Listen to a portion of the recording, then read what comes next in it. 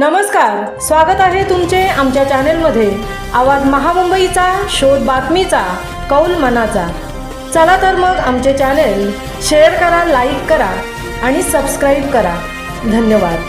प्राथमिक वर्गाच्या विद्यार्थ्यांच्या अभ्यासासाठी मोबाईलचा वापर टाळण्याबाबत पत्रकार उत्कर्ष समितीची शालेय शिक्षण मुख्य सचिवांकडे मागणी।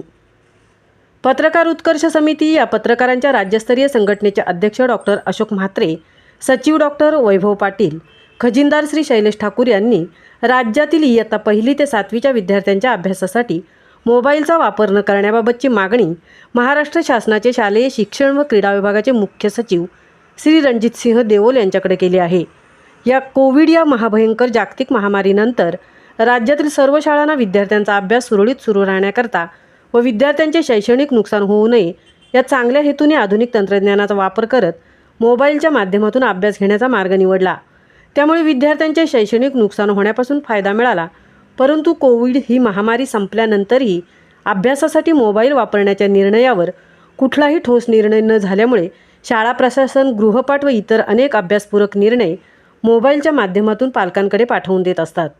परिणामी मोबाईल वापरण्याकडे विद्यार्थ्यांचा कल वाढला व अनेक विद्यार्थी मोबाईलच्या आहारी गेल्याचे सध्या दिसून येत आहे। मोबाईलच्या या अतिवापरामुळे विद्यार्थ्यांच्या आरोग्यावर व विशेषतः डोळ्यांवर घातक परिणाम होत असल्याचे दिसून येत आहे।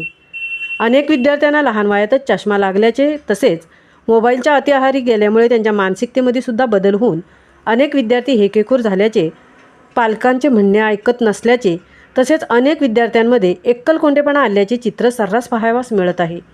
देशाचा भावी नागरिक सुदृढ, सुशिक्षित व सक्षम होण्याकरता आणि त्यांच्यात जमिनी स्तरावरचे कौशल्य वाढीस लावण्याकरता या पिढीच्या सर्वांगीण विकासात अडथळा ठरणाऱ्या मोबाईलचा कमीत कमी वापर व्हावा याकरता पत्रकार उत्कर्ष समितीने ही मागणी केली आहे।